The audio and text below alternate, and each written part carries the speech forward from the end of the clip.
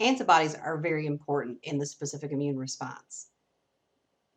But memory is also really important in the specific immune response. Immunological memory is what allows us to, and I like this quote, survive without reoccurring debilitating disease, even in a world teeming with pathogens.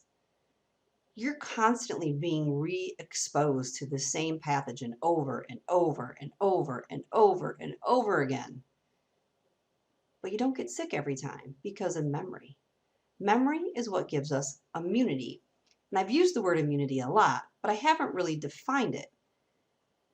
Different books, different teachers, different researchers will define immunity differently. But generally speaking, when people use the word immunity, they're talking about protection against a specific disease-causing agent.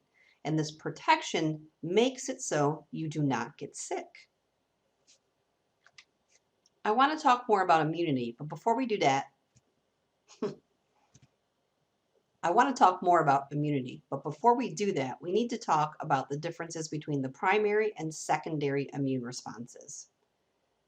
The primary immune response is what happens with your specific immune response the very first time a harmful antigen is encountered in the body. This is what we've been discussing so far in terms of our specific immune response when we were talking about our T cells binding to presented antigen on a macrophage, getting our cloned army of T cells, which then go on to activate a cloned army of B cells, and we get our antibodies, right? That's our primary immune response. During that primary immune response, we produced memory cells. The memory cells will become activated in the secondary immune response. Exposure to the antigen for a second, third, 37th, 102nd time, doesn't matter. Just as long as it's not the first time, and we call that the secondary immune response. So the secondary immune response doesn't only have to be the second time you encounter the antigen. It's any time after the first. Memory T cells and B cells are ready to go. They've already been primed by the primary immune response. Let me ask you this. It's on the screen here. Did memory cells exist before the primary immune response? Did memory cells exist before the first exposure, that primary immune response? If you said no, you're correct.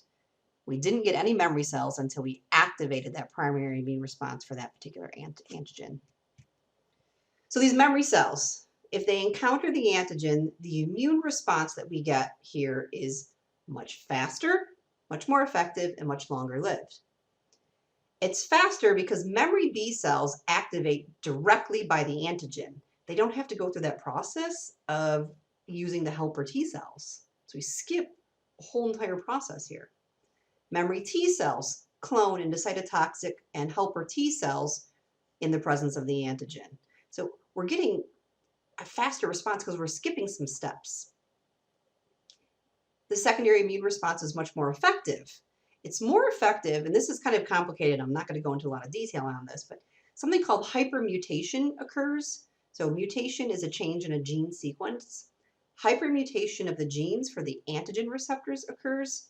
And basically, typically what happens in a secondary immune response is that the receptors that we make for the antigen are better, stronger, and more specific. And every time you're re-exposed to the antigen, you get better, stronger receptors. The secondary immune response is also longer lived because the antibodies that are produced during the secondary immune response stick around a lot longer than those made in the primary immune response. And don't forget, in that primary immune response, you were sick, you felt ill. But in the secondary immune response, you typically are asymptomatic because everything's happening so quickly and so effectively, you don't even have time to develop symptoms. As I said previously, immunity basically means we have memory T cells and memory B cells, right? It's what we call active immunity. And active immunity is what occurs when we are infected or vaccinated. We'll talk more about vaccines in a minute. when we encounter a pathogen or a vaccine, we develop this active immunity, but some immunity is passive. So let's look at an example in order to understand this. The example I have here is, let's say there's a lab technician that's processing a blood sample and an accident occurs and some of the blood splashes into her face, getting into her mucous membranes of her nose and into her eyes. The lab goes on to test the blood and they find out that the blood is positive for hepatitis B. So now this lab technician's been exposed to hepatitis B. The lab tech has never been exposed to hepatitis B before, so this would be her first exposure. We want to protect this lab tech, so what we can do is inject the lab technician with hepatitis B antibodies. So how are these going to help, and will the technician develop memory to hepatitis B? I want you to answer those two questions, pause the video, come back to the video when you're ready and press play. We'll discuss the answers. So how is injecting this lab technician with hepatitis B antibodies going to help? Well, don't forget, the whole point of the specific immune response was to get the antibodies. So all we've done here is we've skipped the T cell cloning process and the B cell cloning process and went right to the antibodies and injected the antibodies into that person. So now the antibodies are going to clear the hepatitis B from their body. The next question is, will the technician develop memory to the hepatitis B? Likely not, and this is because the antibodies are probably going to work so quickly that the technician won't actually initiate a primary immune response to the pathogen. And without developing that primary immune response to the pathogen, no memory cells can be developed. So the technician is not going to develop active immunity against hepatitis B. Active immunity is what we get with the memory cells. The technician did receive passive immunity in the form of the injected antibodies. Because the injected antibodies don't result in memory, that's why we call it passive. There are other forms of passive immunity too, such as when a mother passes on antibodies to her infant through breast milk. Certain types of anti-venom are actually antibodies that are being used to provide protection against the venom. And there's other examples too. What we get from a vaccine, though, is definitely active immunity. Vaccines are also called immunizations. In this class, we're going to use the two terms interchangeably. Immunizations are the use of antigens artificially introduced in the body to generate a specific immune response. So basically, we are intentionally giving the antigen to our body so that we can develop the specific immune response. But the antigen is prepared in such a way that we don't actually get sick from the pathogen. So vaccines can be prepared in a lot of different ways from a lot of different sources. Many vaccines are actually made of basically killed, weakened, or engineered pathogens. So the pathogen it's killed so it can't possibly harm us, but it still has the antigens on its surface. Or the pathogen has been so weakened that even if it gets into our body, which it will because we're injecting it in there, it can't harm us because it's too weak. And then engineered pathogens are actually basically a non-harmful substance that has been engineered genetically to wear a coat that looks like a particular pathogen. They can't harm us because it's not really that pathogen. One up-and-coming type of vaccine, which we're seeing a lot actually with the development of coronavirus vaccines, is nucleic acid vaccines. So nucleic acids are a type of biological molecule that includes DNA, RNA, and ATP.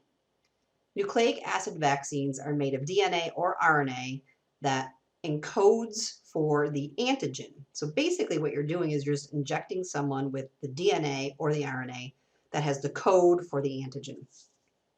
This DNA or RNA is taken into our own cells, and then our own cells start to express that antigen on their surface.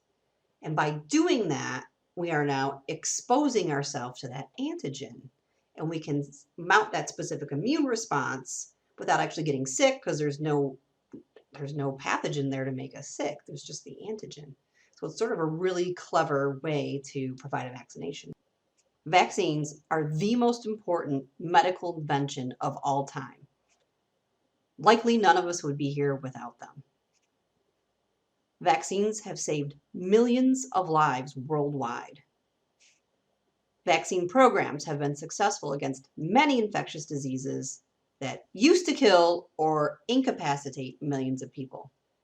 So the World Health Organization, WHO, estimates that vaccines prevent millions of deaths every year. Calculating the precise number isn't really possible because you're talking about what would have been, right? But I like this quote. It is impossible to know exactly how many people would die of smallpox today if scientists had not developed the vaccine. Reasonable estimates are in the range of around 5 million lives per year, which implies that between 1980 and 2018, around 150 to 200 million lives have been saved.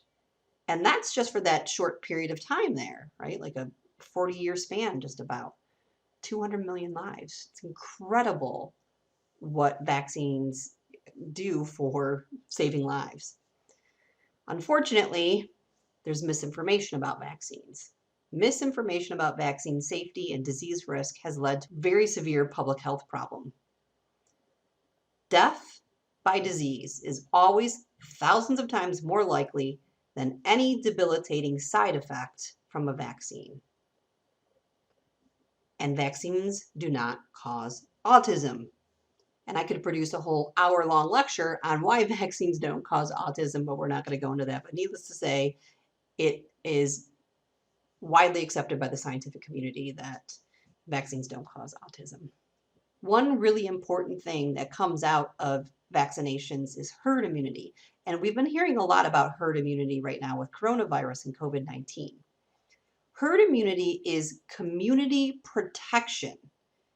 And it's created when a high percentage of the population is vaccinated.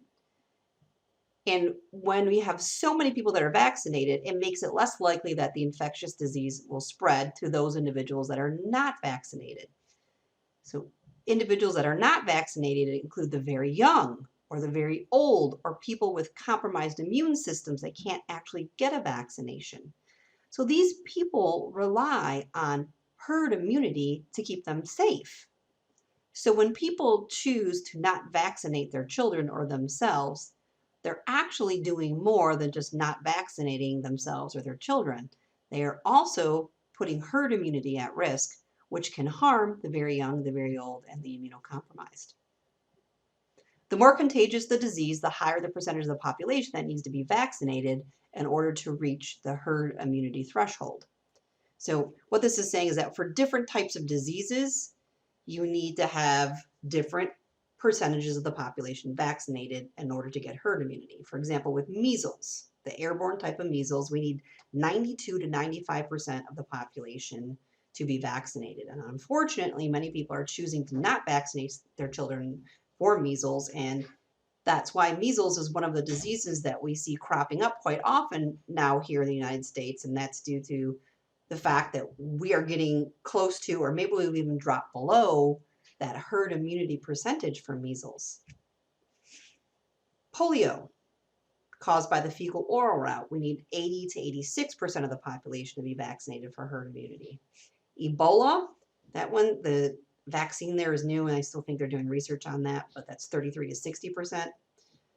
COVID-19, the estimates right now are that in order to have herd immunity from COVID-19, we need about 60 to 70% of the population to get vaccinated. Some people don't get vaccines because they say they feel sick after the vaccine. And that's true. Sometimes people do feel a little sick after a vaccine. Why is that? If they're not being injected with the live pathogen, why would they feel sick? The body thinks that the pathogen is there. The body is starting that specific immune response. And the chemicals that are released in the specific immune response, they are important for the specific immune response, but they do have side effects. Basically, the reason why you can feel sick after a vaccine is because of side effects of what's happening in your own body. Some of these chemicals are going to do things like cause inflammation at our joints, which will result in achy muscles. Some of these chemicals might lead to the activation of pyrogens, which is why you might run a fever. Regardless, the illness that you feel or might feel from a vaccine is typically way, way, way less severe than the illness that you would get from the actual pathogen, and you won't be contagious because the vaccine is not something that can spread, whereas the pathogen can.